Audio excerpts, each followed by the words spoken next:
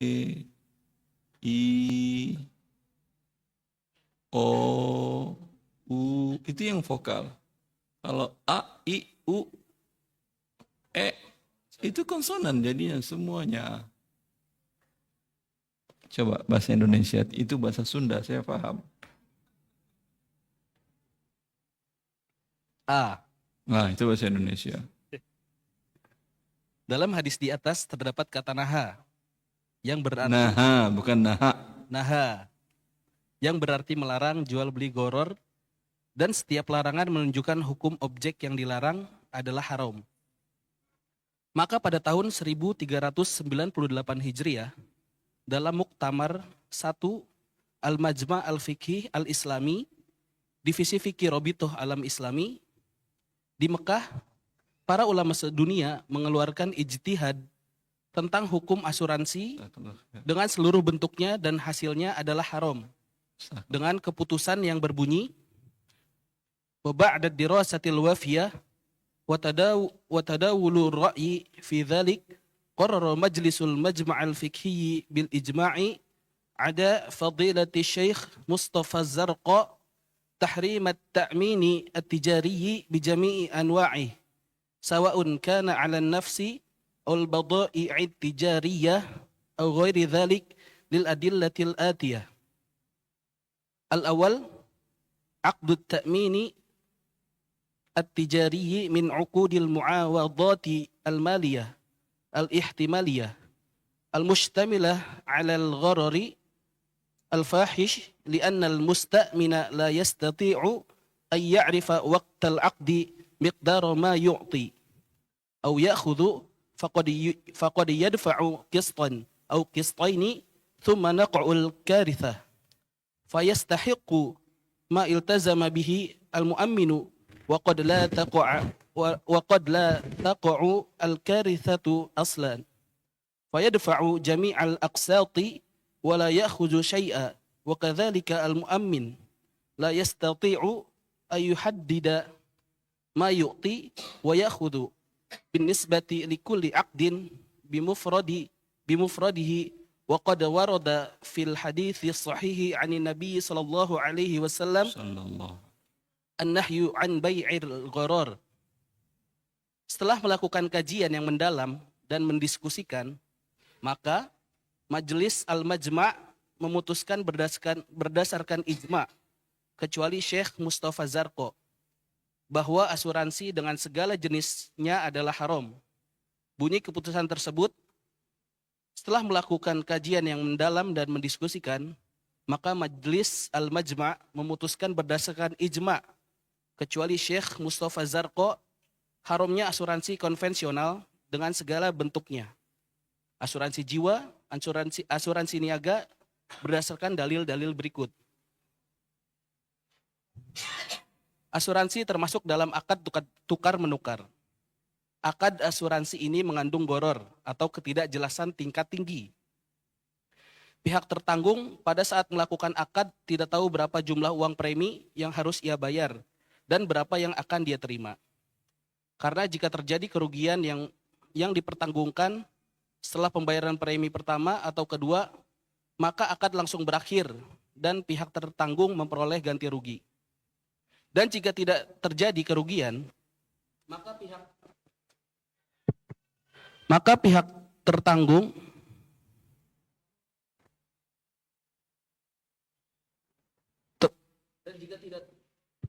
dan jika tidak terjadi kerugian, maka pihak tertanggung terus membayar premi hingga waktu yang telah disepakati dan pihak tertanggung tidak menerima apapun. Begitu juga dengan pihak penanggung atau perusahaan asuransi. Pada saat akad dilakukan, pihak penanggung juga tidak bisa menentukan berapa jumlah uang yang akan ia berikan dan berapa jumlah uang yang akan diterima dalam setiap akad asuransi. Dan telah diriwayatkan sallallahu alaihi wasallam bahwa beliau telah melarang jual beli gharar. Naha Rasulullah sallallahu alaihi wasallam bai'il gharar. Rasulullah sallallahu alaihi wasallam melarang jual beli gharar. Hadis riwayat Muslim. Apa hukum asuransi? Kenapa haram? Gharar, gharar haram. Gitu. Dari mana Rasulullah bilang gharar haram? Karena Rasulullah bilang gharar haram.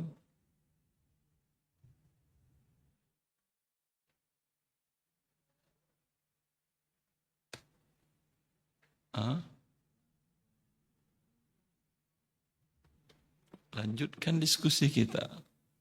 Tadi karena mengandung gharar, gharar haram. Pertanyaan saya, Rasulullah pernah mengatakan gharar haram?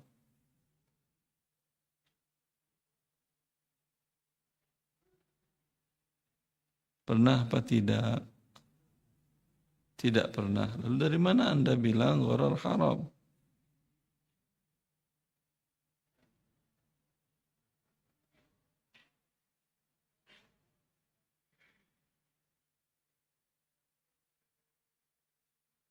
Ini yang pelajaran kita dari 2 bulan yang lalu kali ya. Bulan kemarin libur ya. 2 bulan yang lalu ya, cara metodologi mengambil hukum halal, haram, boleh, tidak boleh, wajib ya dari lafaz-lafaz Al-Quran dan Sunnah. Ya, Nabi apa kata Nabi tentang gharar? Apa? Tidak pernah Rasulullah bilang gharar haram. Ini barusan dibaca terakhir paragraf omongan beliau. Rasulullah naha, melarang. Melarang sama dengan mengharamkan. Hah? Sama. Melarang, mengharamkan sama. Tidak. Kalau tidak, dari mana mereka mengambil kata haram? Lihat lagi ini yang A. Coba antum baca.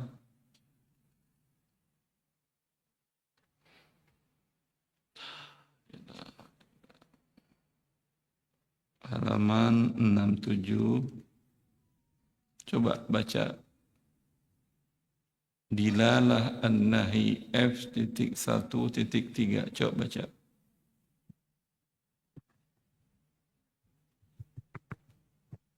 Paragraf 1, paragraf 2, paragraf 3. Baca.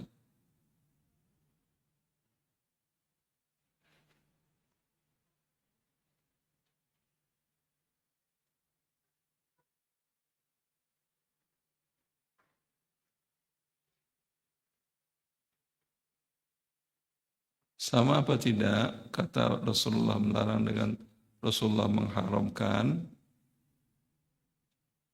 Hah?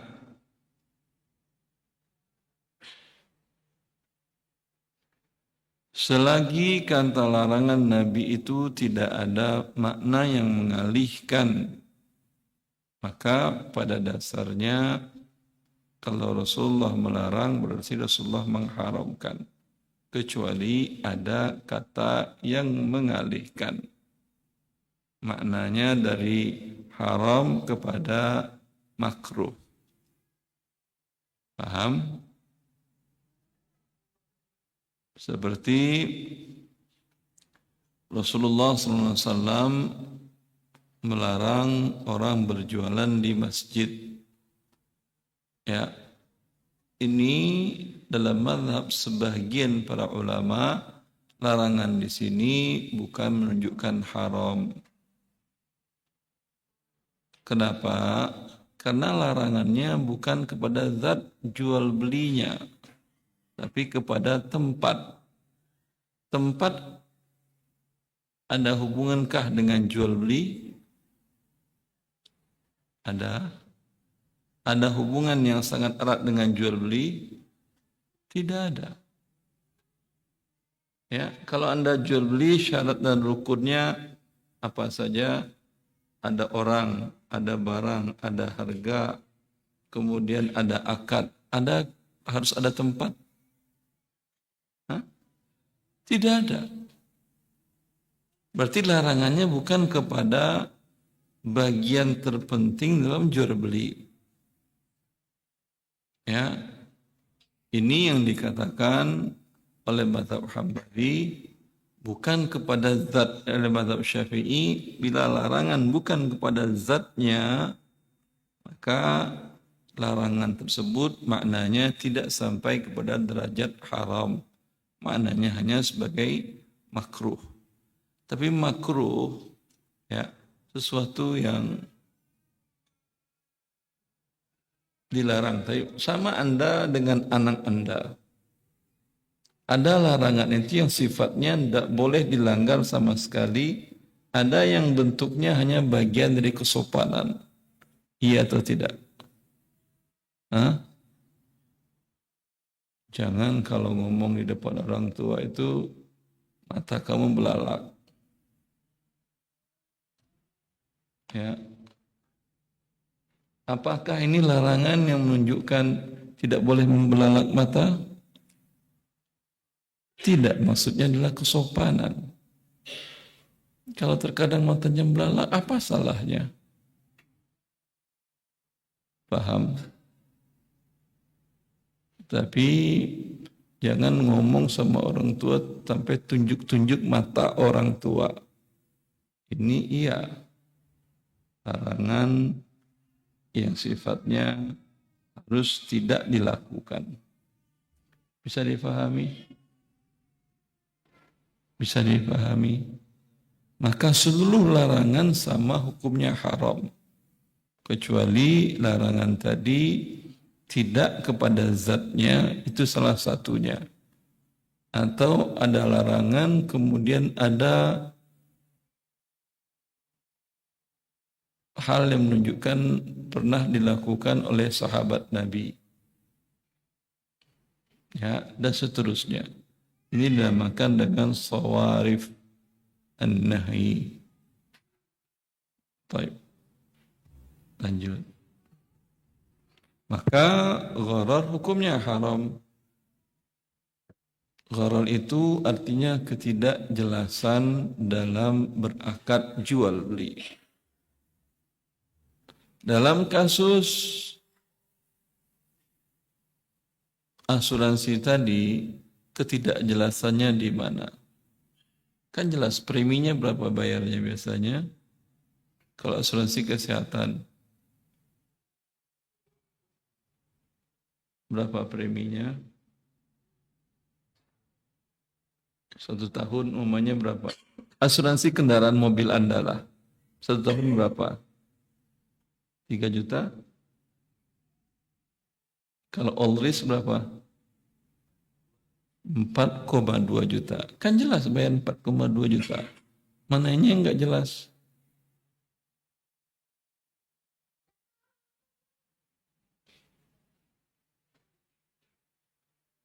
Silahkan. Kenapa? Waktunya setahun. Iya apa tidak? Setahun bayar 4,2, setahun tidak ada apa-apa, selesai habis uang Anda.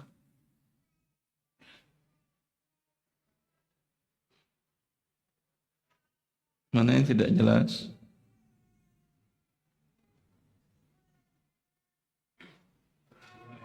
Apanya? Kan ada tabelnya kan ya? Ya, tabel manfaat asuransinya kan ada. Jelas apa tidak itu?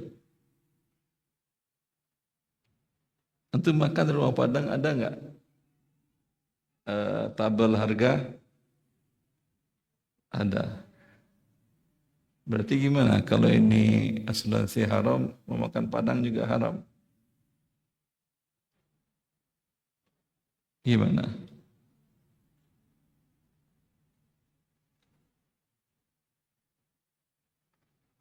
Apanya tidak jelas?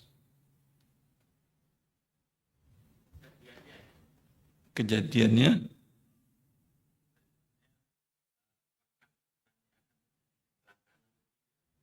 terus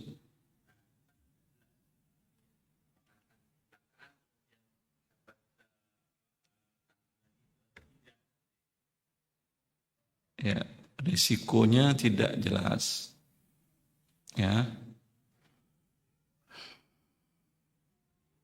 mungkin terjadi, mungkin tidak. Kalau rumah makan tadi itu kan harganya, ada harga menunya.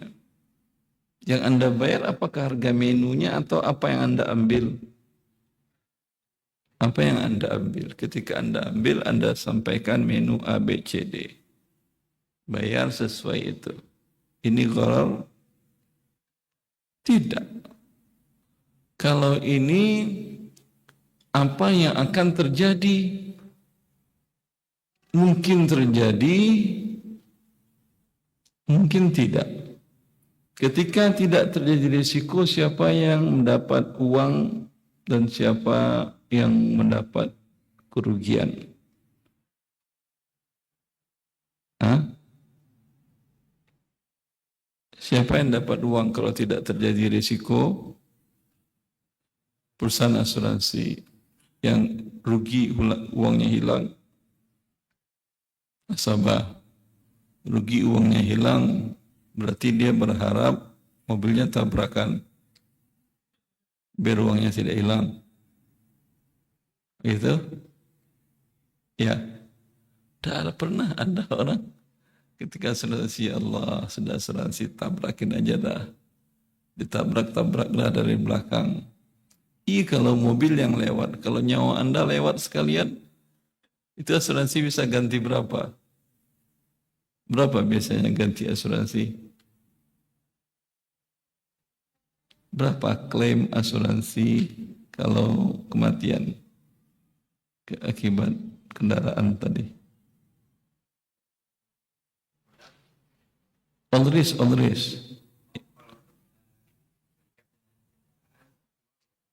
300 juta. Begitu cuman harga nyawa. Ya udah murah harga nyawa Indonesia. Coba orang dengan umur 40 tahun, berapa habis biaya dari setetes mani ayahnya sampai umur 40 tahun. Berapa biayanya itu? Ibu-ibu sewa rahim ibu-ibu berapa selama 9 bulan? Berapa? Anggap ada yang murni sewa. Ada yang mau 1 miliar? 9 bulan dibawa kemana-mana itu, akhi. Sewa. Berapa sewanya? Enggak terhitung nilainya itu. Kisah kemanusiaan yang dijelaskan oleh seorang yang menggendong ibunya dari Yaman ke Ka'bah untuk tawaf di Ka'bah dan sa'i. Gendong jarak 1000 kilo dari perjalanan, digendong. Kemudian tawaf dan sa'i umroh. Bertemu dengan anak sepupu Nabi Abdullah bin Abbas. Lalu beliau menanyakan, apakah sudah cukup baktiku kepada ibuku? Dijawab oleh sahabiyun jalil, la wala talqatin min talaqatiha. Tidak cukup. Walau 1 kali ketika melahirkan, apa namanya, dan itu apa nama bahasa dokternya? 1 kontraksi. 1 kontraksi itu dibayar dengan menggendong 1000 kilo. Berapa upahnya? Coba siapa yang mau menggendong saya 1000 kilo? Berapa minta upah? Silahkan. Antum mau, akhi? Anak berat 90 kilo cuman gak apa-apa masih. Lumayan dapat 3 miliar, 5 miliar antum. 1000 kilo. 1000 kilo berarti dari sini ke ujung Surabaya, jalan kaki. Terserah dah mau setahun, mau 2 tahun, 3 tahun, urusan Anda. Yang penting sampai. Berapa miliar mau dibayar? 10 miliar mau? Enggak mau 10 miliar beliau. Ya, itu satu kontraksi. Tidak jauh lebih tinggi dari 10 miliar. Sekarang nyawa ente cuma dihargai 300 juta. Ah, subhanallah. Dalam Islam itu bukan harga nyawa, tapi sekedar kompensasi diat. Aturannya ada. Bila orang membunuh dengan sengaja atau setengah sengaja, artinya dia jalan di trotoar. Dia jalan di trotoar. Anda, motor Anda, ya standar. Kemudian karena dipepet dari samping kanan, Anda melipir ke kiri dan pas orang itu miring ke kanan, orang jalan kaki. Enggak ada, salah dua-duanya kan ya. Lalu Anda pun miring ke kanan sedikit. Tersangkut dia di motor Anda dan mati. Berapa kompensasinya itu? Bukan pengganti harga. Kompensasinya 100 ekor unta. Sekitar 5 miliar rupiah. Segitu. Bukan 300 juta. Itu per kepala. Subhanallah. Begitu harga nilai manusia 5 miliar rupiah dibandingkan sewa rahim tadi 10 miliar nggak mau dia gendong. Itu sekali kontraksi. Ibu-ibu kalau sampai melahirkan anak sampai keluar itu berapa kali kontraksi? Ada 30, bilang 100 ibu dapat 1.001 triliun. 100 kontraksi kali 10 miliar dapat 1 triliun, 1 T. Itu harga melahirkan saja, belum harga sewa dari awal. Kalau banyak kasus-kasus di barat bayi tabung. Kan dia sewa, ada yang itu haram dalam Islam, tapi kasus itu banyak terjadi di barat. Mereka nggak ngerti halal haram. Ditaruh, disewa rahim perempuan. Ya, disewa. Ketika sudah lahir, itu si perempuan nggak mau. Nggak mau dia kasih anak yang lahir itu kepada yang menyewa dan yang mempunyai yang mempunyai spermatozoa dan sel telur yang dikawinkan tadi di lab kemudian disimpan di rahim, ya itu nggak mau diserahkan ke dia padahal dia disewa. Itu nggak bisa dibeli itu, akhi. Ya, itu ribut di pengadilan dan pengadilan bingung memutuskannya seperti apa.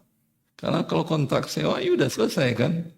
Tapi kontrak ibu dan anak itu mau dibeli berapa, mau disewa berapa, manalah bisa. Jelas. Maka gharornya dalam akad, dalam transaksi asuransi tadi, yaitu ya Anda bayar umpamanya 10 juta, all risk, semua risiko sampai nyawa pun, nyawa supir dan penumpang. Kalau di kendaraan Anda anggap 10 juta, bisa dapat 300 juta, berarti ketika itu perusahaan asuransi rugi, Anda yang celaka untung di mana mati untung. Tapi biarlah dia bilang untung kalau hitungan rupiahnya. Ya, dia untung. Atau tidak terjadi risiko, perusahaan asuransi untung, ya yang peserta asuransi rugi. Ini kan sama dengan perjudian. Bisa jadi dapat bayar 10 juta, bisa jadi dapat 300, bisa jadi hilang 10 juta. Sama nggak dengan judi? Ya, sama. Bedanya apa? Bedanya ini dalam akad jual beli. Ya, jual beli. Kalau judi dalam akad permainan. Itu qimar dan maisir. Hakikatnya sama-sama, hukumnya sama-sama haramnya. Ya, lanjut.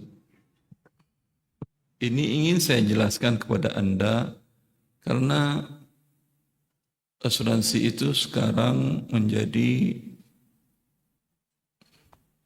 semua orang melakukan dan bahkan negara pun memaksakan, ya, asuransi kesehatan dan seterusnya.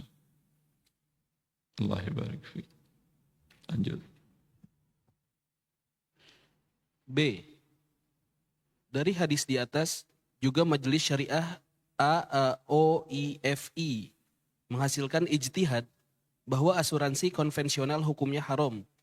Bunyi keputusannya, Mustandad hurmati ta'min tijari annahu yatadammanu al-gharar al-munhiya an haitsu rawa Muslimun wa ashabus sunani wa ghairuhum bisanadihim an Abi Hurairah radhiyallahu anhu qala naha Rasulullah sallallahu alaihi wasallam an bai'il gharar. Dalil haramnya asuransi konvensional karena akad asuransi mengandung gharar yang dilarang. Berdasarkan riwayat Muslim dan Ashabus Sunan dengan sanadnya sampai ke Abu Hurairah radhiyallahu anhu, Rasulullah sallallahu alaihi wasallam melarang jual beli gharar. C. Dari hadis di atas juga para ulama dunia yang tergabung dalam Majma' Al-Fiqih Al-Islami, Divisi Fikih OKI pada Muktamar kelima menghasilkan ijtihad haramnya mengikat utang dengan indeks harga komoditi apapun. Keputusan nomor 42 4/5 tahun 1988 yang berbunyi la yajuzu rabtud duyuni ats-tsabitati fi dhimmah ayyan kana masdaruha bimustawal as'ar. Utang dari manapun sumbernya tidak boleh diikat dengan indeks harga barang. Juga keputusan hasil Muktamar Majma' Al-Fiqih Al-Islami, Divisi Fikih OKI ke-12 nomor 115 9/12 tahun 2000 yang berbunyi la yajuzu syar'an al-ittifaqu 'inda ibramil 'aqdi ala rabtid duyuni al-ajilah bi syai'in. Al-alif arabtu bi 'umlatin hisabiyyah. Al-ba arabtu bi mu'asyiri takalifil ma'isyati aw ghairihi minal mu'asyirati. Al-jim arabtu bil-dhahabi wal-fiddah. Ad-dal arabtu bi si'ri sil'atin mu'ayyanah. Al-ha arabtu bi mu'addali numuwin natijil qawmiyyi. Al-waw arabtu bi umlatin ukhra. Az-zay arabtu bi si'ril fa'idah. Al-ha arabtu bi mu'addali as'ari salatin min as-sil'i. Wa dhalika lima yatarattabu ala hadha ar-rabti min ghararin kathirin wa jahalatin fahishatin bihaitsu la ya'rifu kullu tarafin ma lahu wa ma 'alayhi fayahtallu syartul ma'lumiyatil matlubu lisihhatil 'uqud. Dari tinjauan syariat tidak dibolehkan pada saat transaksi membuat perjanjian utang yang diikat dengan salah satu hal berikut. A. Indeks harga barang.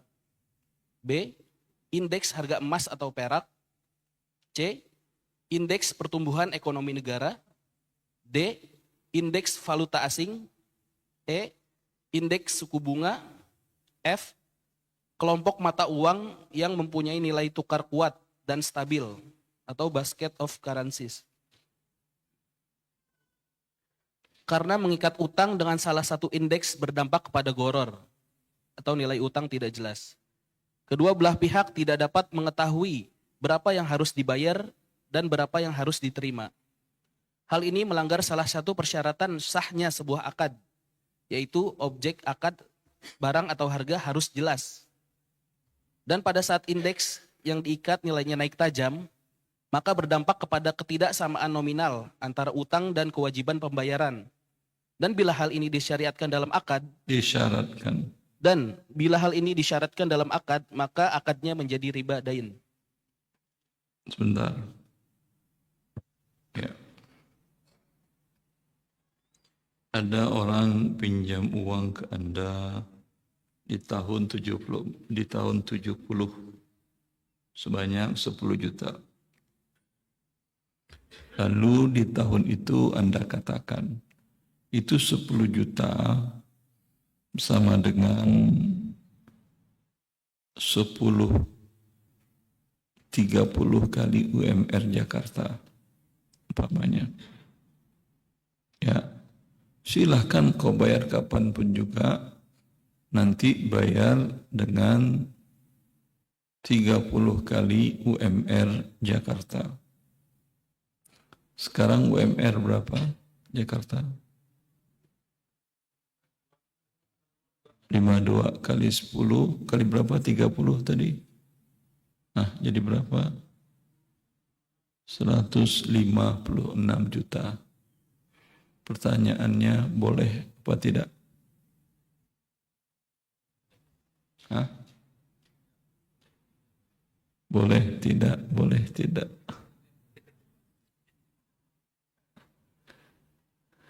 Yang boleh apa alasannya?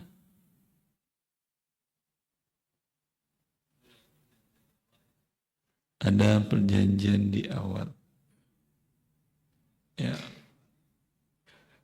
30 kali. Ya.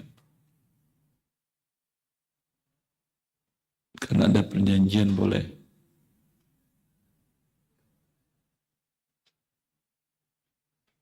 Selain itu, selain perjanjian, orang perjanjian sesama para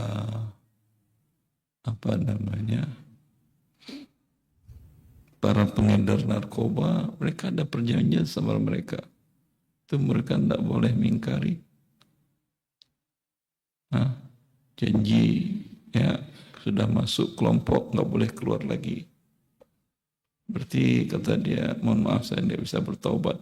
Saya perjanjian tidak boleh keluar dari kelompok circle para narkoba. Harus diikutin. Berarti perjanjian itu harus dipenuhi kalau tidak menentangi Al-Quran dan Sunnah. Kullu syartin laysa fi kitabillah wa huwa batil wa in kana mi'ata syartin. Setiap perjanjian yang bertentangan dengan Al-Quran dan Sunnah maka batil walau 100 persyaratan perjanjiannya. Sebaliknya, bila tidak bertentangan, al-muslimuna ala syurutihim. Orang muslim memenuhi persyaratannya yang mereka buat. Kecuali illa syartan ahallama halalan atau ahalla haraman. Kecuali persyaratan yang menghalalkan yang haram atau mengharamkan yang halal. Ya, ketika orang masuk kerja di bank, itu ada perjanjian, tidak boleh keluar sampai sekian-sekian, ada kan ya? Ya, baru dia masuk setengah tahun, tahu dia itu tempat haram. Kata dia, saya tidak mau keluar, sudah ada perjanjian dengan bank tempat saya bekerja, untuk memenuhi perjanjian sampai 5 tahun kerja minimal. Itu tidak ada gunanya. karena dia menghalalkan yang haram. Baik. Yang lain, boleh apa tidak tadi itu? Yang boleh saya tanya, yang boleh. Yang boleh. Mohon maaf, yang boleh. Apa alasannya?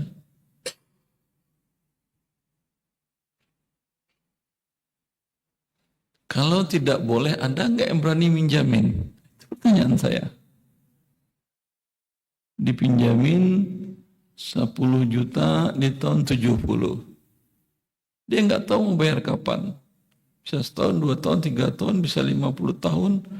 Bisa sekarang setelah 70 tambah. Setelah 54 tahun baru dia bayar. Nih 10 juta.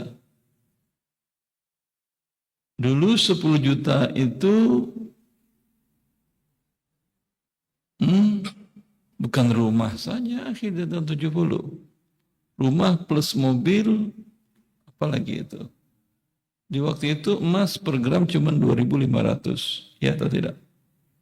10 juta dapat berapa kilo itu? Sekarang cuma dapat 5 gram. Adil apa tidak? Hah? Dia bilang, Islam agama keadilan atau agama kezaliman? Keadilan. Sudahlah ya, saya pinjamin uang, saya nggak mau pertambahan. Tapi saya jangan dizalimi dong. 50 tahun uang saya dipakai, dikembalikan, tidak sama dengan yang saya berikan. Oh, nominalnya sama. Iya, nominal sama, tapi fungsi uang nominal atau daya belinya. Wallahu a'lam. Saya hanya melampaikan syubhat gantung. Nah, bagaimana?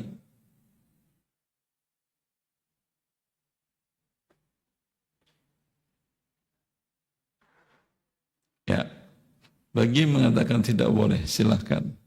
Siapa yang mengatakan tidak boleh? Hah? Tadi banyak bilang tidak boleh, sekarang mana mereka?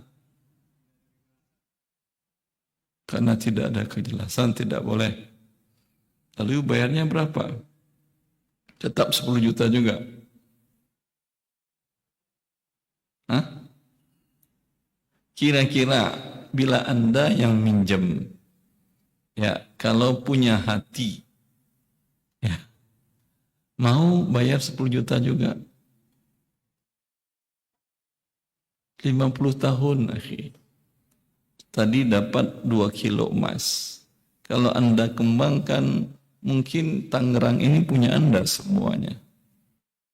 Ya.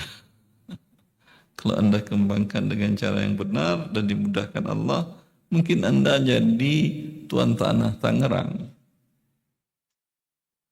Ya. Sekarang jangankan tuan tanah, 5 meter, 2 kali 1 kuburan aja nggak dapat.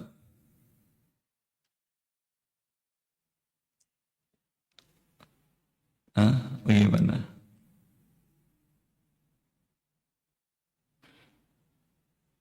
Hah? Ini bertambah, Bapak? Bertambah atau berkurang? Boleh, baik, tidak ada pertambahan. Ya. Tapi sekarang berkurang boleh. Kalau dalam pinjaman tidak boleh ada pertambahan, tapi boleh berkurang. Kira-kira ada yang orang mau minjamin? Hah?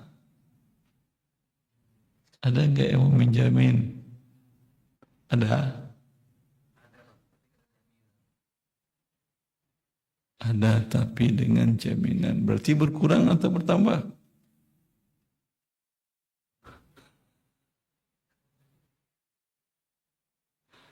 Kalau dengan jaminan berarti bertambah, Bapak.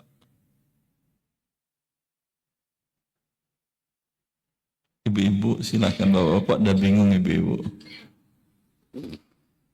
Kalau dibuat dari awal tidak boleh. Ini saya pinjamkan kamu 10 juta. Sekarang 10 juta itu di tahun 70 ini sama dengan 30 kali UMR. Anggaplah ya. 30 kali UMR. Jakarta di tahun. Jakarta UMR 30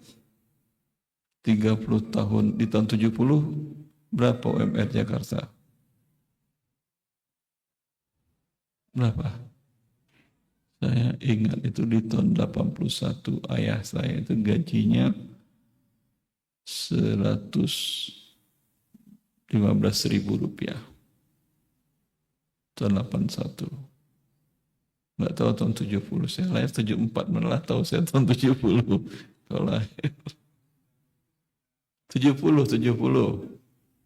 7 tahun 70.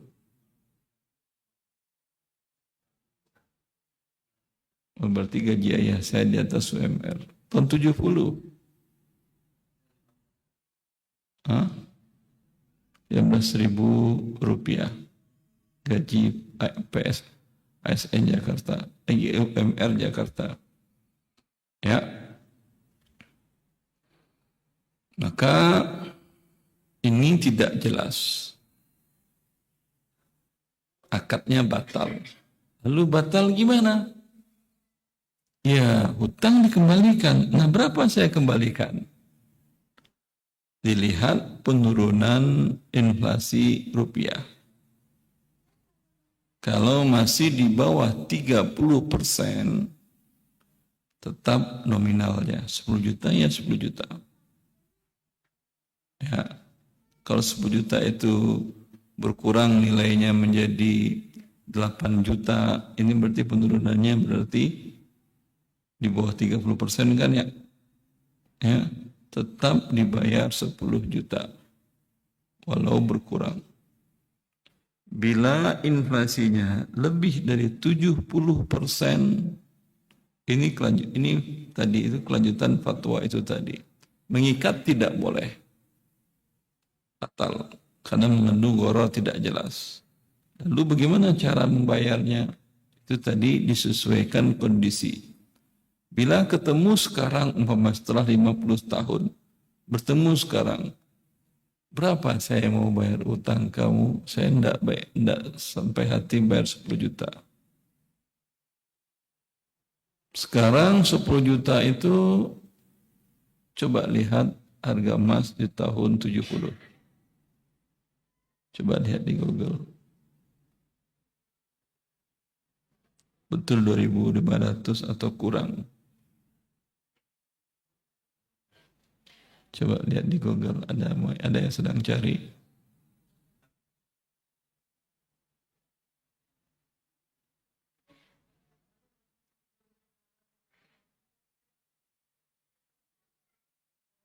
Berapa ibu-ibu harga emas tahun 70?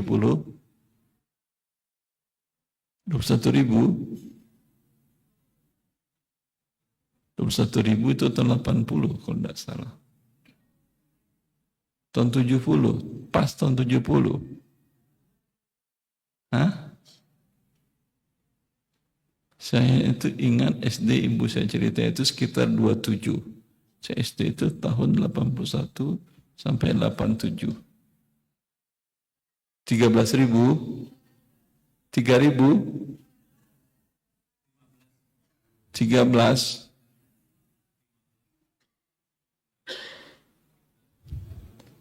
Di Google nggak ada yang bantu? Hah? 2.000, itu Google dari mana itu? AI. Oh, AI. 2.000, itu yang masuk akal. 2.000 itu masuk akal. Ya. 2.000 rupiah, 10 juta dibagi 2.000 rupiah dapat berapa ton? Dapat berapa kilo? 5 kilo. Nah, sekarang dapat cuma 6 gram. 10 juta dapat berapa gram? 1,5 kan sekarang 6 gram. 7 gram. Tega antum itu. Itu belum ada pertambahan ya. Kalau hitung pertambahan segala macam, Ya, kalau itu yang saya katakan tadi, 10 juta berapa kilo tadi dapatnya? 10 juta dibagi 2000, 5 kilo. 5 kilo emas di waktu itu, Anda mungkin bisa memiliki tanah berapa ribu hektar di Tangerang. Ya, besar itu ya kawan. Nah, sekarang dibayar dengan 7 gram. Ya, itu di luar kesempatan yang hilang ya. Kalau ekonomi dia mengukur kesempatan yang hilang. Kesempatan yang hilang itu terkadang mereka ukur dengan indeks pertambahan ekonomi suatu negara atau dengan indeks suku bunga. Indeks suku bunga deposito Indonesia berapa? 7%. Tambah 7% per tahun. Kali 50. 7 kali 50. 350%. Kali tadi berapa kilo? 5 kilo. Berapa kilo yang harus Anda bayar? Begitu kalau mereka di persidangan, kalau mereka menuntut kerugian-kerugian. Mereka memasukkan kesempatan yang hilang. Laba kesempatan yang hilang. Ya, ini labanya buang. Saya pengen uang saya saja. Itu diputuskan oleh pengadilan dengan 5 kilo. Bukan 7 gram. Itu tidak riba. Riba itu diharamkan menolak kezaliman. Iya atau tidak? Iya atau tidak? Sekarang kalau diterapkan 5 kilo jadinya 7 gram, siapa yang zalim? Yang minjam atau pemberi pinjaman? Yang minjam. Ya, kalau umpamanya dia bilang saya enggak, ya 10 juta saya bayar 10 juta rupiah sekarang, dibayarnya 10 juta, berarti dia menzalimi 4 kilo 993 gram. Segitu besarnya kezaliman. Jelas? Ya.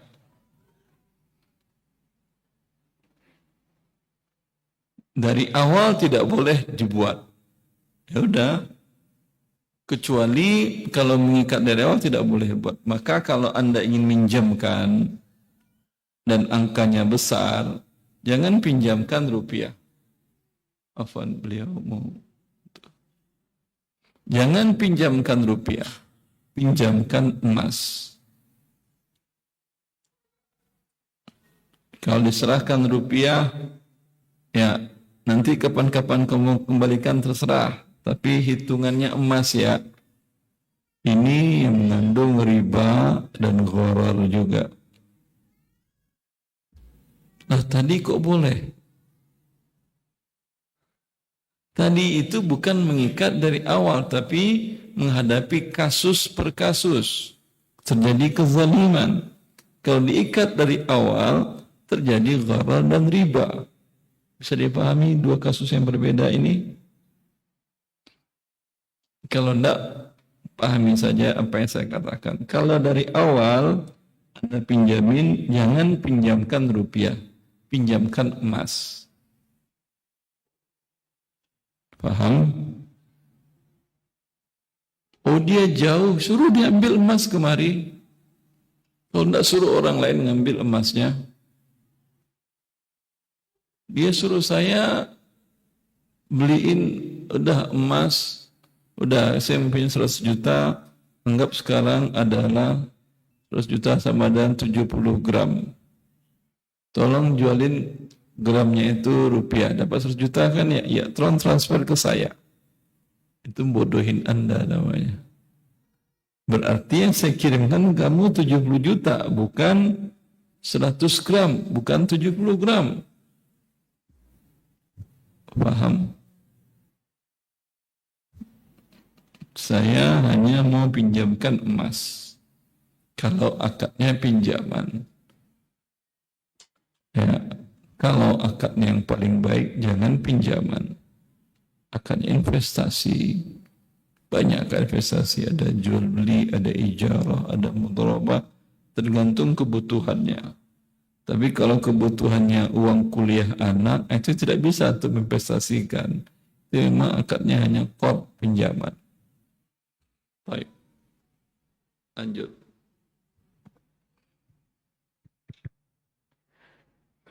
D.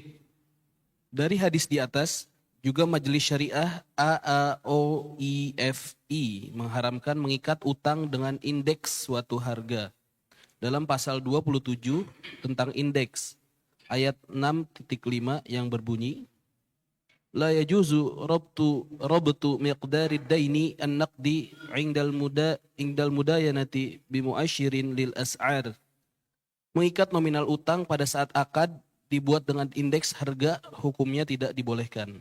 Ya, sama dengan yang tadi. Sekarang kita masuk pada dalil yang kedua, tapi insya Allah kita lanjutkan tahun depan. Waktu tersisa kita gunakan tanya jawab. Fadal, silahkan. Fadol untuk ikhwan. Fadal. Ingat terakhir ya, tahun depan lo kajiannya. Ingat sampai bab terakhir.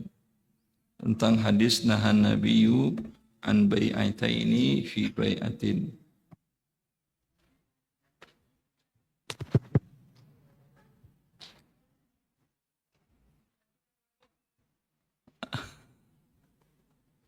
Capek banget antum.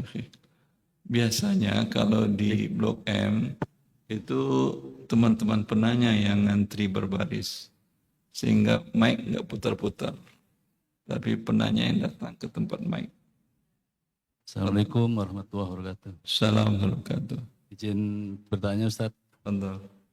Saat ini kan ada BPJS itu mengadakan program boleh mengambil dana pensiun itu 10% dari total dana yang ada.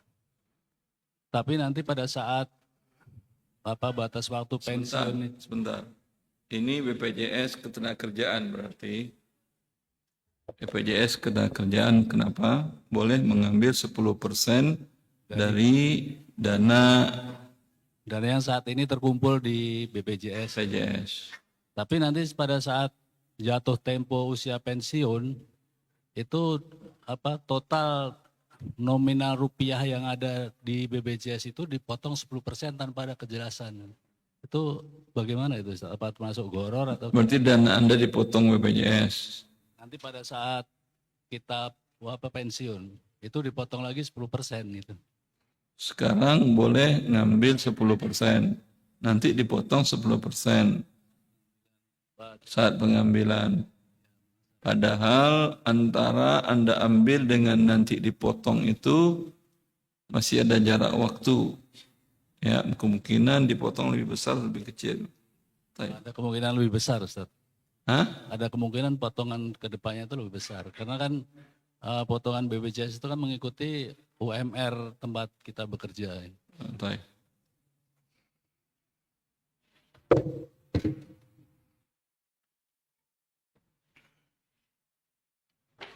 Ketika Anda ambil sekarang 10%, ya, itu belum Anda ambil seluruh uang Anda. Ya. Ketika nanti dipotongnya 10%, ya biarin saja. Karena Anda harus mengeluarkan bunga. Sekarang bunganya diambil lagi oleh dia, ambil. Sisanya tetap uang Anda. Paham? Jadi uang pengembangan itu biar mereka yang ambil, kita sudah tidak mengeluarkan lagi untuk yang pengembangannya. Ya udah, yang datang bersih. Diambilnya bunganya lagi.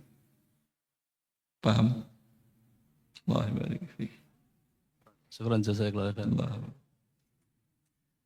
Silakan yang lain. Silakan untuk yang ingin bertanya langsung. Ibu Mic-nya ada. bisa diputar aja. Oh, Masya Allah.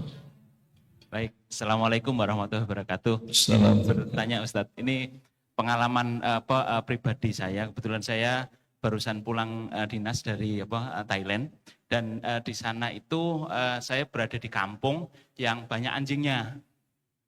Nah, anjing itu suka nyerang gitu, karena anjingnya Suka apa? nyerang ya. Nyerang siapa? Manusia. Saya beberapa kali diserang anjing gitu. Nah, Terus antum lawan. nggak berani. Gak berani. Nggak berani, lima Lima lebih dia. gitu kan. Kalau Bilang ini ke kita- dia satu-satu. satu-satu. Nah, kemudian karena ini tugas dinas seperti itu gitu, saya terpikir jadinya untuk kenapa saya nggak di cover sama asuransi gitu. Padahal biasanya memang untuk dinas itu di cover asuransi gitu. Nah, saya baru berpikir ini cocok dengan pembahasan kali ini, yaitu tentang asuransi gitu kan ini ya. Nah, seperti itu. Untuk yang kasus seperti itu gimana ya? Yang di cover asuransi anjingnya atau andanya? Saya dong. Yang punya orang Thailand tentu anjingnya yang diasuransikannya. Maksudnya gimana? Belum jelas. Yang punya anjing kan orang Thailand. Ya ya. Itu liar, anjing liar. Oh, anjing liar. Anjing liar. Tapi aturan mereka gimana? Anjing liar diasuransikan negara apa tidak kalau dibunuh?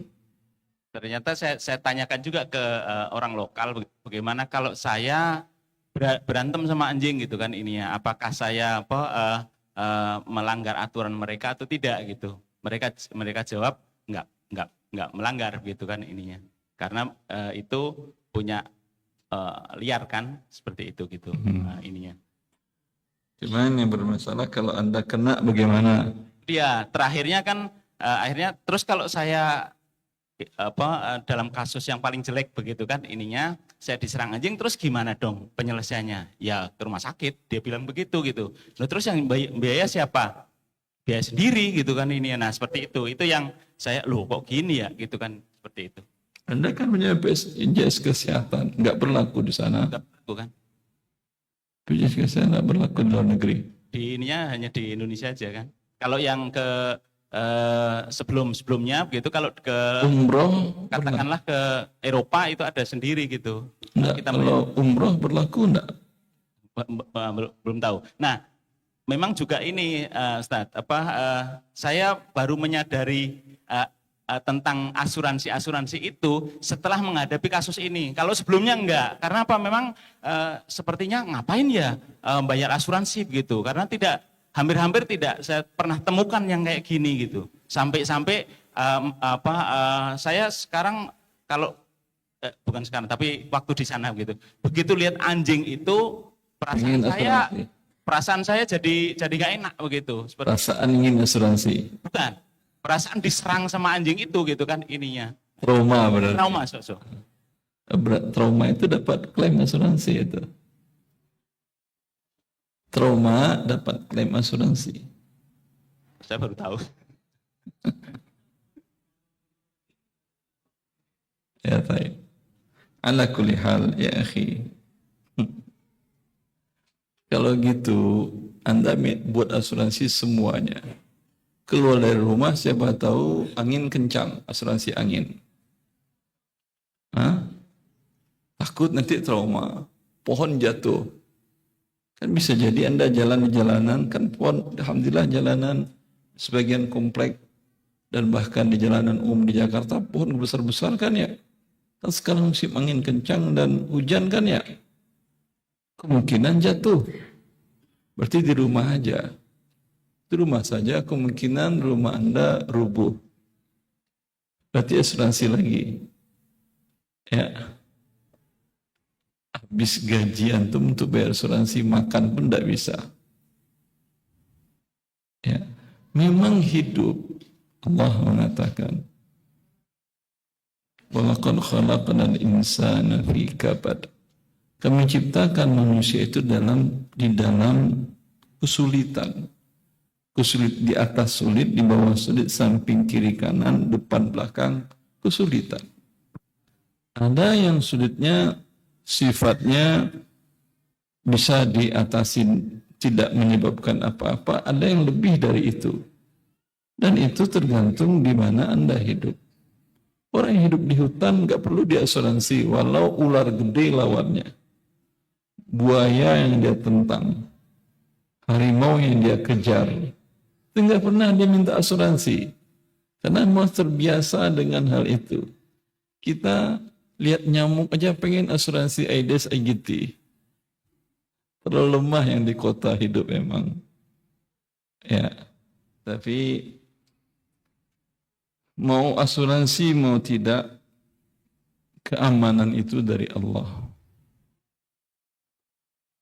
Alladzina amanu wa lam yalbisu imanahum bidzulmin ulaika lahumul amnu wa hum muhtadun. Orang yang beriman kepada Allah, qada dan qadar Allah, ketentuan Allah pasti terjadi atau tidak mungkin terjadi. Apa yang telah dituliskan menimpa Anda, bagaimanapun Anda mengcovernya, menghindarinya, pasti terjadi. Apa yang tidak dituliskan untuk Anda akan terjadi, ya, seperti bagaimanapun manusia di dunia dan makhluk akan mengakukan kepada Anda, tidak akan terjadi. Jaffatis suhuf wa rufi'atil aqlam. Qalam, pena yang ditulis Allah menulis di Lauh Mahfuz tentang yang akan terjadi sampai hari kiamat, itu sudah diangkat, sudah enggak berhenti menulis, tinta pun sudah kering, semua pasti berlaku.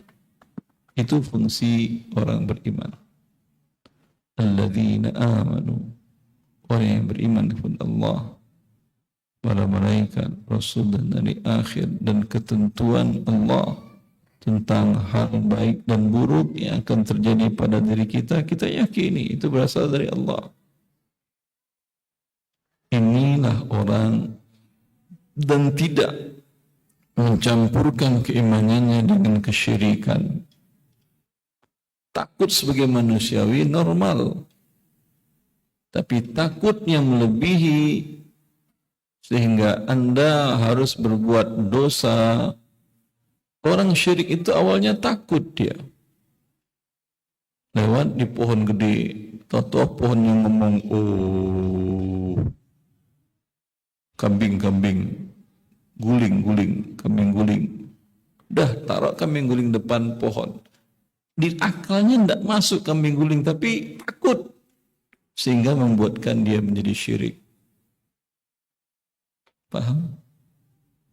Adapun orang yang beriman, rasa takut itu pasti ada dalam jiwa manusia, tapi bisa ditekan serendah-rendah mungkin.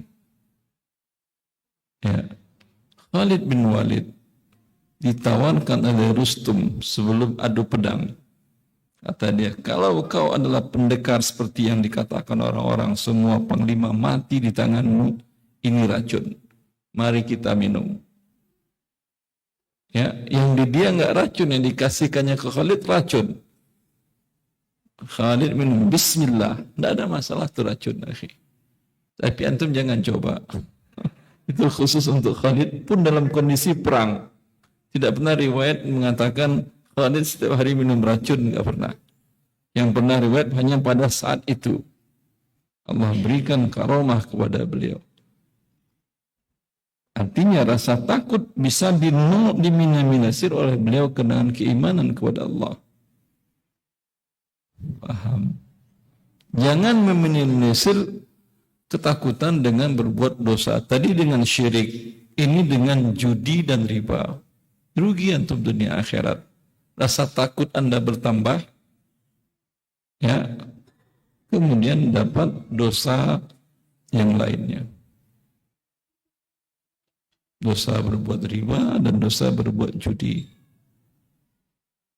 Kehidupan kita begitu, yang mengantarkan orang berbuat dosa dari yang paling besar sampai yang paling kecil, takut. Ya. Para koruptor itu dia takut miskin, takut nanti sudah tidak menjabat lagi. Makanya mereka mumpung masih mereka menjabat, bagaimana menyelamatkan masa depannya.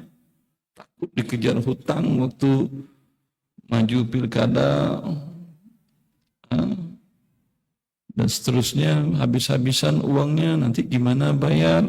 Maka ketika naik mereka korupsi, semuanya karena takut. Tapi hanya orang beriman,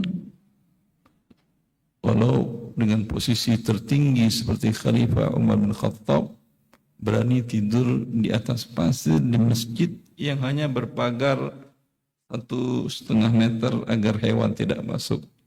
Begitu masjid Rasulullah, dan di situ Khalifah Umar ditemukan tidur siang, ditemukan oleh Hurmuzan. Hurmuzan itu Kaisar Imperium Romawi. Ketika dia melihat Umar, dia mengatakan, adilta fa'aminta fa'nimta. Wahai Amirul Mukminin, engkau telah berbuat adil sehingga engkau merasa tenang, tidak ada yang perlu kita khawatirkan. Engkau bisa tidur dengan seperti itu. Orang yang zalim, orang yang penakut, orang yang zalim paling besar menzalimi hak Allah, itu tidak bakal bisa tidur walau di kasur empuk. Orang yang pendosa, orang yang dimurkai Allah, riba, perang melawan Allah. Orang yang satu saat siap berperang, diumumkan perang, itu apa artinya? Allah mengatakan kepada pelaku riba, umumkan perang melawan Allah. Artinya setiap saat Anda siap mati, dihancurkan dalam kondisi mati peperangan. Kalau Amerika mengatakan ke Indonesia, kami umumkan perang, Indonesia bagaimana kondisinya? Setiap saat tentu berseliweran pesawat tempur segala macam, tidak normal. Sekarang Allah yang mengumumkan. Ya, tentu nggak bisa ngapa-ngapain, tidur nggak bisa, ngapain nggak bisa. Itu akibat dari durhaka kepada Allah. Jelas Bapak? Jelas Ustaz. Cuman ini Kalau ingin menghilangkannya, ingin mengamankan diri Anda, ada tipnya dalam Islam. Pertama, banyak sedekah. As-sadaqatu tudfi'u ghadabar Rabb. Sedekah itu menghalangi kemarahan Allah Jalla fi'ula. Dalam hadis yang lain, ar-rajulu fi dhilli sadaqatihi. Seseorang itu berada dalam naungan sedekahnya, baik di dunia maupun di akhirat. Orang yang bersedekah tidak pernah mengalami masa sulit dalam hidupnya. Orang yang bersedekah karena Allah, dalam kondisi sulit seperti apapun, sedekahnya akan menyelamatkannya. Ya. Banyak kasus-kasus yang diriwayatkan, diceritakan bagaimana sedekah seseorang itu menyelamatkan dia dalam kondisi sangat sulit sekali. Sebagian ada yang benar, sebagian ada yang novel. Sebagian diriwayatkan dengan real, bahwa sedekah itu yang akan menyelamatkan Anda, bukan berbuat riba. Lanjut. ya, terima kasih Ustadz. Saya jadi terpikir di laporan saya itu memang saya kemudian menyarankan begitu kepada, karena saya pegawai pemerintah gitu, kepada pemerintah untuk mengcover asuransinya. Dan itu mungkin saya jadi salah begitu ininya, iya. karena menyarankan tadi. Tapi kemudian Ini dosa jariah kalau diaminin oleh pihak instansi Anda. Bilang lagi sekarang tipsnya bukan itu. Nah, ya, tipsnya ada tips yang baru tadi. sebaliknya sekarang bagaimana dari pihak pemerintah itu melindungi pekerjanya yang ditugaskan seperti tadi. Dalam agama Allah, dalam kondisi yang memang membahayakan Ya, bagi saya pegawai jawab. tersebut ya. dalam agama Allah, pemerintah itu seperti Saudi Arabia, ketika terjadi kasus keren, kan banyak jemaah mati, per kepala dia bayarkan 3,5 miliar. Tahun berapa itu? 2018 atau 17. Segitu nilai 100 ekor unta di tahun itu. Negara yang bayarin. Padahal tidak ada kesalahan siapa-siapa itu. Keren. Kalau keren ada yang gerakinnya, tembak petir lagi kerennya. Itu memang fungsi negara. Harusnya asuransi itu negara tidak tarik apapun dari rakyatnya. Di Saudi Arabia Anda berobat, kalau Anda warga negara mereka, dari flu sampai penyakit yang paling berat, kanker, 0 rupiah bayar. 0 real, maaf. 0 rupiah betul, tapi 0 real. Di rumah sakit pemerintah. Saya dulu mahasiswa di sana. Itu istri saya berobat. Waktu itu awal peralihan dari orang asing berbayar dan tidak. Tapi karena kami masih menggunakan visa pemerintah, itu masih di-cover oleh negara Saudi Arabia. Biaya persalinan 0 real. Kami coba di luar, biaya persalinan seperti itu pelayanan 2.500 real. 10 juta rupiah. Jelas. Itu memang kewajiban negara. Ya. Dulu mereka tidak ada pajak, tapi kewajibannya banyak. Negara kita pajaknya udah gede banget, kemudian masih narik asuransi BPJS lagi, pun tidak di-cover di luar negeri, sedangkan Anda dikirim ke luar negeri. Bilang ke dia, berarti kalian mau bunuh saya ya?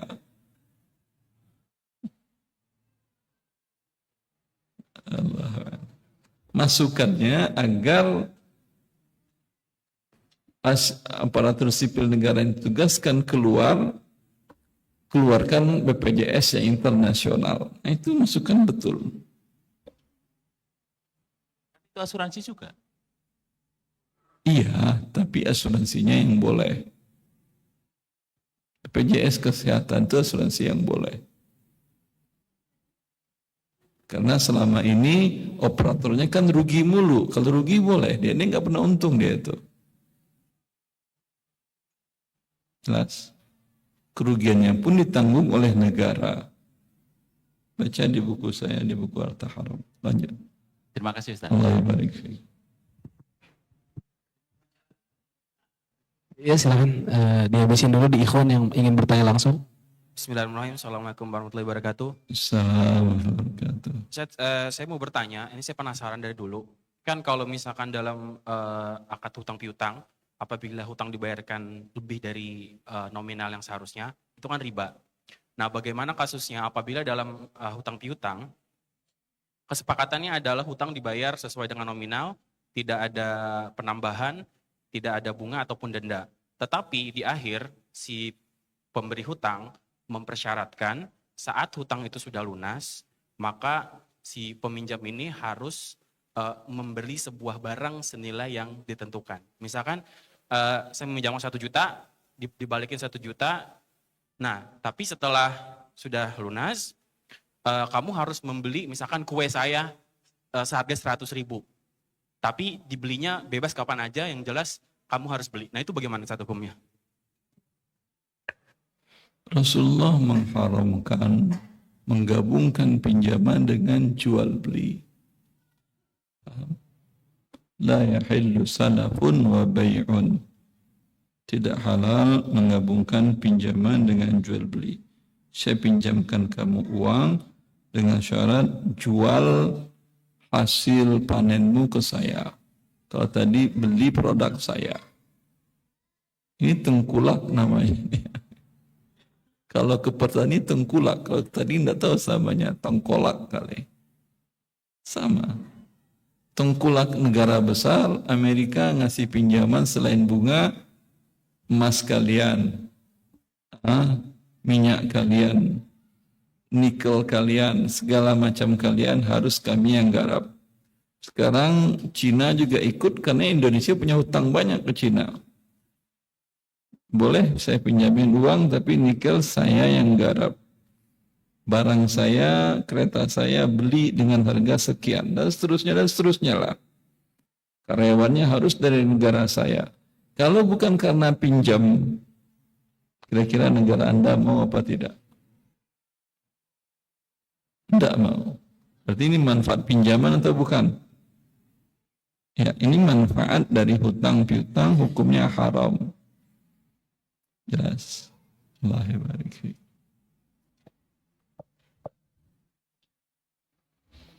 Lalu cara merubahnya seperti apa? Kalau anak ingin membuat tengkulak syariah, jangan bentuknya pinjaman. Akadnya banyak yang halal kok. Dengan petani umpamanya, petani butuh uang ya untuk menikahkan anak atau untuk makan atau untuk bibit atau pupuk atau segala macam. Jangan akadnya pinjaman. Anda kasih emas, kewajiban petani bayar beras. Anda beli beras atau beli padi. Paham? Kamu punya apa? Padi. Biasanya sekali panen berapa? 10 ton. Ya udah. 10 ton kapan panennya ini? Panennya anggap 1 kali atau beberapa kali. Panennya 3 bulan lagi. Berarti di 1 Maret panen insya Allah. Ya. Atau 1 April, insya Allah 1 April. Kamu butuh berapa? 50 juta. 50 juta, kalau saya bayar sekarang padi dapat berapa ton? Dapat 1 ton. Saya mau beli padi darimu 1,3 ton dengan saya bayar sekali 50 juta. Oleh saya nggak ada padi. Kan nanti kamu panen 1 April. Setelah terima padinya 1 April. Paham? Anda yang punya uang untung apa tidak? Untung apa tidak? Berapa untungnya tadi? 30%. Si petani untung apa tidak? Untung. Karena sudah dibeli, sudah dapat uang cash, walau barangnya nanti serah terimanya. Dia bisa bernapas panjang waktu itu. Ini jual beli. Ini namanya jual beli salam. Itu solusinya. Paham? Ya. Kalau syarat beli barang saya, tadi dia punya barang dan punya uang. Nah ini repot. Punya barang, punya uang, tidak bisa. Ada solusi lain. Solusinya kasih barang, suruhlah dijual ke yang lain. Itu bisa. Saya nggak punya uang, atau saya punya uang, tapi saya nggak mau pinjaman. Kamu butuh uang berapa? 10 juta. Ini saya kasih barang, kamu cicillah nanti dengan harga 12 juta. Terus saya butuh uang 10 juta. Kamu jual di luar, dapat 10 lebih, 10 kurang dikit, atau bisa 11. Paham? Dapat dia uang dari penjualan, nanti kau bayar kepada saya cicil tanpa pertambahan. Ya, minta sertifikat tanah atau rumah atau sawahnya dengan surat kuasa jual kalau pada waktunya dia nakal. Aman Anda. Ada solusi syariahnya. Paham? Baik. Ibu-ibu ada, ibu-ibu dulu. Untuk pemahat ada yang ingin bertanya langsung? Ini bukan dari ibu. Silakan langsung. Silakan.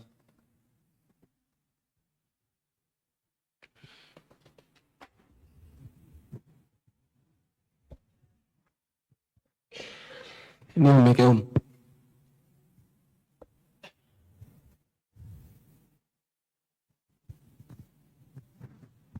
Bismillah. Assalamualaikum Ustadz. Assalamualaikum. Afwan ya Ustadz, ini pertanyaannya agak banyak. Saya sebutkan satu-satu sekalian ya Ustadz. Ini saya kan ada usaha jasa angkut truk seperti itu. Nah, Jasa delivery barang dengan angkutan gitu. kenapa Ustadz? Jasa apa? Jasa angkut truk tangki. Truk, Ibu punya tangki Iya, berapa unit ada 7 Ustadz. dengan truknya? Iya. Masya Allah, tabarakallah. Terus pertanyaannya apa? Yang pertama itu kan dulu awal suami yang memulai, terus untuk mendapatkannya dulu dari kredit ya Ustadz. Terus Kredit di lembaga ribawi. iya, nah itu hukumnya seperti apa? Pertanyaan saya yang pertama. Yang pertama ini Nah, sudah ya. bertobat atau belum? Sudah Ustadz, Sudah sebenarnya selesai juga. sudah selesai. Alhamdulillah. Alhamdulillah. Hukumnya halal. Oh, udah halal ya Ustadz ya. Alhamdulillah. Hukumnya halal. Terus Nah, terus itu kan apa namanya, sama customer saya kan diwajibkan buat nerbitin faktur. buat Nah. apa? Nerbitin faktur. Apakah nerbitin faktur itu dibolehkan tidak Ustadz? Nerbitin faktur untuk apa? Ibu jual Ya, untuk jual, saya kan apa ngangkut barang pabrik gitu ya Ustadz. Nah, dalam bentuk liquid, dalam bentuk air. iya. Ah, Terus, angkut, terus terus saat bikin tagihan itu saya harus nerbitin faktur. Nah, untuk nerbitin faktur itu kan kita harus jadi perusahaan yang PKP ya, yang wajib lapor pajak. Nah, kalau udah jadi perusahaan PKP itu hampir semua transaksi itu kan dikenakan pajak ya Ustadz. Hampir semua itu. saya nggak tahu PKP sekarang berapa miliar omsetnya. Dulu 4,8 kan ya per bulan. Iya. Tapi ini Ustadz bentar. nggak ditentukan berapa miliar sekarang. Oh gitu. Oh, Makanya turun jadi 2,1 kalau nggak salah saya. kurang tahu. Yang jelas saya sekarang posisinya udah PKP kayak gitu Ustadz. Sudah Cuman, PKP. cuman kan setelah saya banyak mengaji seperti ini kan, itu menerbitkan faktur itu kan kita ada lebihan ya Ustadz. Sekarang jadi 11%. Apakah itu termasuk riba seperti itu? Dia Terus- bukan riba, dia itu adalah Anda dijadikan oleh negara kaki tangan untuk Anda kan berarti menjual kan ya? Iya, Menjual Anda ngambil uang pajak untuk disetor ke negara kan ya? iya, Ngambil dari pembeli begitu kan ya? iya. Ya kan berarti Anda kaki tangan negara untuk menarik pajak. Ya, Heeh. Baik Ustadz. Soalnya sebentar. iya, Ketika Anda dipaksa dia, Anda semaksimalkanlah untuk lari. Bagaimana cara larinya? Tutup PT-nya, ganti dengan perorangan. Tapi mungkin dari perusahaan nggak bisa dapat order. iya benar Ustadz. Ya udah. Yang ordernya besar ya Kalau perusahaan. Anda bisa caranya untuk tidak jadi PKP, mungkin perusahaannya dipecah Iya benar. jadi 2, jadi 3 sehingga tidak sampai untuk jadi PKP. Jadi pajaknya tidak dimasukkan dalam transaksi. Tapi Anda keluarkan, ya Anda bayar pajak, tapi bukan menarik pajak. Paham? Iya. Pajaknya tetap Anda bayar, tapi Anda potong dari omset Anda. Berarti kan Anda rugi. Rugi sebesar pajak. Paham? Bagaimana Ustadz? Masalahnya kalau customer. Bentar, dia kalau tambah hitungan pajak 12% atau berapa, ya dari tagihan 1 miliar berarti 1 miliar 120 juta, begitu kan ya? Iya. Ya. Tetap Anda jual juga 127 juta, 120 juta harga jual. Tanpa Anda jelaskan di situ pajak sudah ditanggung oleh penjual. Paham? Oh, Nanti ketika Anda bayar pajak, ya bayar pajak dari hasil Anda. Paham? iya iya. Kan berarti kan sama, Anda tetap bayar pajak, cuman Anda tidak narikin. Karena kalau Anda tampilkan di nota itu bahwa ini sudah ada pajak sudah include, berarti Anda narikin pajak. Paham Ibu? Oh iya iya. Allahi barik fiik. Jadi intinya saya tetap bayar pajak, tapi saya Kalau tidak. Ibu nggak mau bayar pajak itu bukan urusan dengan saya. Enggak, maksud saya tidak boleh memungut dari customer saya gitu, Ustadz. Anda bukan memungut, tapi namanya pajak. Kalau tidak dimasukkan ke dalam harga barang, pasti Anda rugi. Ngapain Anda usaha kalau rugi? Paham? Iya iya. Itu mesti masuk, tapi sifatnya include. Oh, Paham? iya iya. Tapi tetap aja di situ keterangannya yang sekian persen pajak gitu nggak apa-apa itu, Ustadz.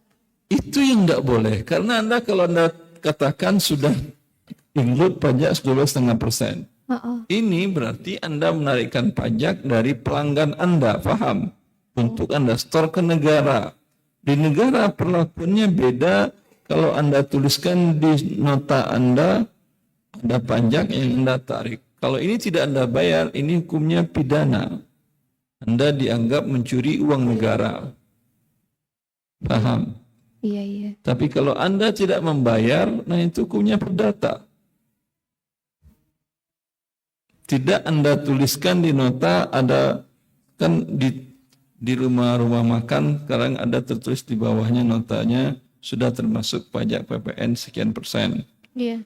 Ya, belanja cuma 100.000, PPN 11%, berarti 111.000 yang kita bayar. Itu si rumah makan dia wajib store ke negara yang 11% tadi atau 12%. Kalau dia tidak store, dia namanya rampok uang negara. Ya, beda kalau Anda tuliskan dalam nota Anda, kami menjual makanan harga 111.000. Ya, tidak ada tulisan ada pajak segala macam. Paham? Baik. Itu Anda tidak merampok uang negara, tapi Anda dikenakan pajak, ya Anda bayarlah. Paham Ibu? Baik Ustadz. Cuman itu kalau dari customer kan mintanya terinci gitu ya Ustadz, bahwa apa harga pokoknya. Ya itu urusan Ibu lah. Oh, ya ya. Bilanglah saya nggak berani yang begitu. Cuman memang efeknya Anda tidak bisa mendapatkan klien yang perusahaan besar. Karena perusahaan besar minta yang perusahaan kliennya adalah yang PKP. Tapi coba aja. Iya. Tanya ke konsultan bisnis Ibu, jangan tanya ke Ustadz. Ibu pusing Ustadz, semuanya tanya ke Ustadz. Baik Ustadz. Baik. Terus satu lagi boleh Ustadz? Sudah tidak boleh karena sudah pusing.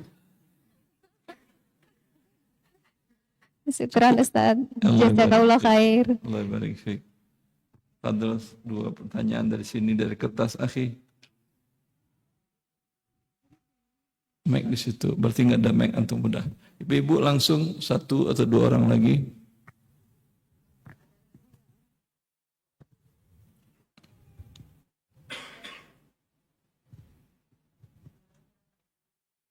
Baik, kepada ummahat yang mau bertanya langsung, 1 atau 2 orang, tafadhali.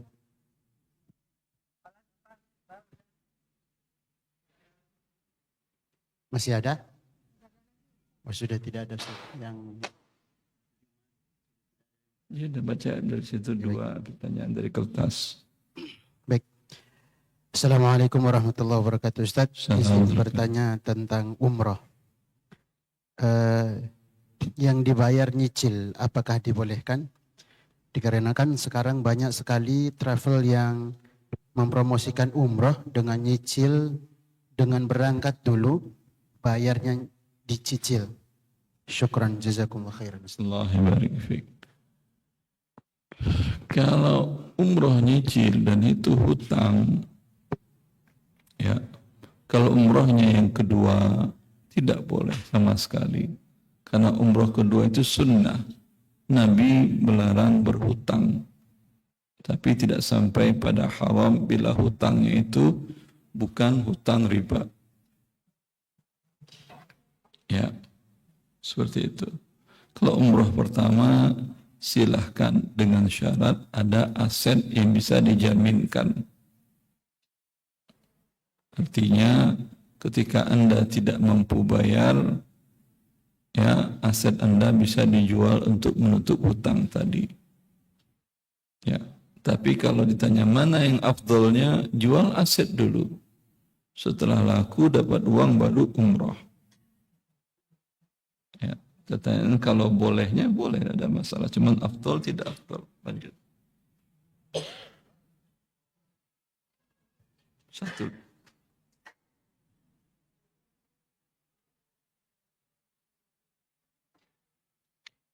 Bismillah Ustaz. Alhamdulillah atas izin Allah kami mempunyai usaha pakai modal sendiri. Akan tetapi qadarullah ada trouble penjualan dan terpaksa mengajukan pendanaan syariah dengan akad murabahah atau multiguna dengan SHM rumah. Mohon nasihatnya Ustaz. Apa yang harus kami lakukan karena di sisi lain sudah jatuh tempo pembayaran produk usaha. Wallahu a'lam. Ulangi.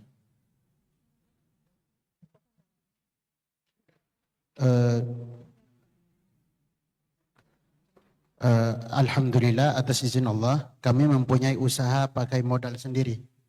Usaha modal sendiri. Terus Akan tetapi qadarullah ada trouble penjualan ada dan trouble Ustaz. Ada trouble penjualan. Dan terpaksa mengajukan pendanaan syariah. Dengan akad mengajukan pendanaan syariah. Perdagangan syariah. Pendanaan. Siapa yang maksa Anda? Terpaksa mengajukan pendanaan syariah. Yang maksa siapa? Dengan akad murabahah. Yang maksa siapa?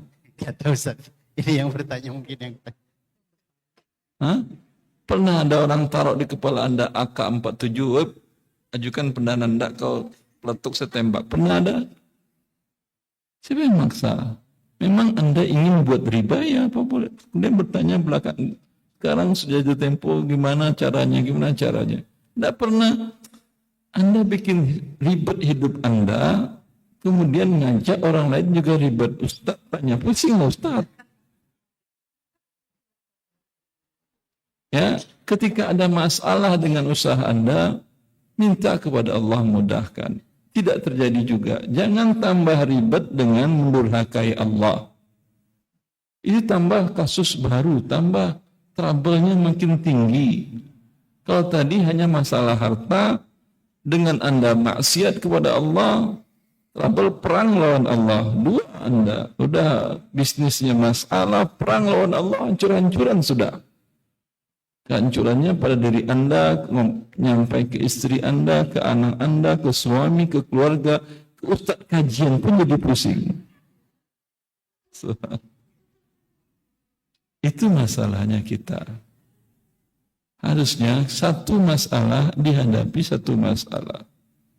Trouble masalah bisnis tadi, minta ke Allah, ya Allah, mudahkanlah rezeki aku ya Allah. Ya, jangan jatuhkan aku ke pintu riba. Allah mudahkan urusan Anda semuanya. Korun saja yang durhaka, Allah kasih kekayaan banyak. Masa Anda yang taat Allah nggak ngasih? Kalau Allah halangi, belum waktunya Anda untuk mendapatkannya. Sesuatu yang baik pasti Allah berikan. Allah Maha Pengasih, Maha Penyayang. Ketika Allah tahan dari Anda, berarti itu yang terbaik. Jangan lompat takdir itu dengan cara buat dosa besar yang baru. Cari pendanaan sini, Ya, sehingga Anda tambah cepat mati dalam keadaan durhaka. Hadapi masalah dengan satu masalah. Ya. Lanjut, Pak. Tidak ada lanjutnya, udah selesai itu tadi. Ya, kayaknya antum semuanya jemaah perlu belajar cara mengatasi masalah.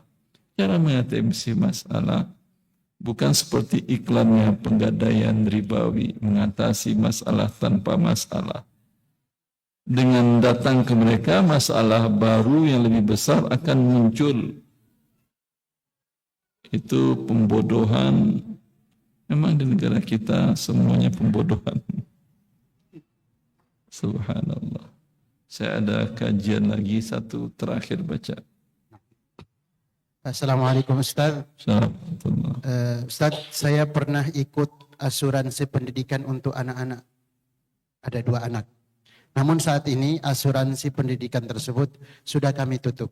Yang ingin saya tanyakan, apakah klaim asuransi yang kami dapatkan untuk anak-anak kami masuk sekolah seperti masuk TK, masuk SD, dan sampai masuk ke SMP, apakah itu haram, Ustaz? Syukran, jazakallah khair. Klaimnya kalau sudah ditutup, bertobat kepada Allah ditutup, lalu dapat klaimnya. Ini klaim yang diambil, lihat uang Anda. Bila lebih besar dari uang Anda, selisihnya itu haram berikan kepada fakir miskin. Bila sama besarnya, selesai. Bila lebih kurang, pasti diganti oleh Allah. Orang yang bertobat kepada Allah adalah orang-orang yang cintai Allah. Innallaha yuhibbut tawwabin. Allah mencintai orang-orang yang bertobat. Ya akhi, orang dicintai Allah. Ya, semua makhluk akan ditaklukkan Allah untuk mencintainya. Ya. Maka ketika dia berjalan, semua orang di jalanan mencintainya. Ini kebahagiaan luar biasa bagi orang-orang yang bertaubat. Bagi orang-orang dicintai oleh Allah. Bila Allah mencintai seseorang, Allah mengatakan kepada Jibril, ya Jibril, sesungguhnya Rabbmu mencintai si fulan, maka mencintai si fulan. Jibril langsung mengatakan, saya mencintai si fulan. Dan beritahukan kepada seluruh penduduk langit bahwa Allah mencintai si fulan. Maka Jibril mengumumkan, maka seluruh penduduk langit mencintainya. Dan ketika seluruh penduduk langit mencintai si fulan yang tadi, maka seluruh penduduk bumi pun mengikutinya. Ya. Cukup saya kira sebagai manfaat. Wallahu a'lam taufiq. Sallallahu ala nabiyina Muhammad wa alihi wa sahbihi wasallam. Assalamualaikum warahmatullahi wabarakatuh. Waalaikumsalam warahmatullahi wabarakatuh. Syukran Ustaz, jazakumullah khair. Bapak,